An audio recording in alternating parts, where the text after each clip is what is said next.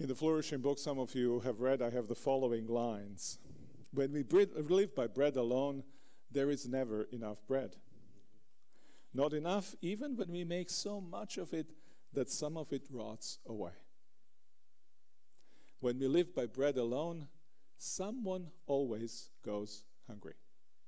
When we live by bread alone, every bite we take leaves a bitter aftertaste, and the more we eat, the bitterer the taste. When we live by bread alone, we always want more and better bread, as if the bitterness and insufficiency of that bread was in the bread itself and not from our living by bread alone.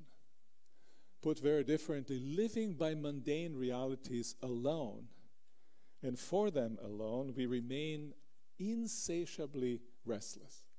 And if you can describe the energy that drives much of modern life, is this insatiable movement towards satisfying the desire and never quite getting there. It's kind of like hamster wheel in which we find ourselves. It's not just hamster wheel of work, but it's hamster wheel of satisfaction of desire that always eludes us.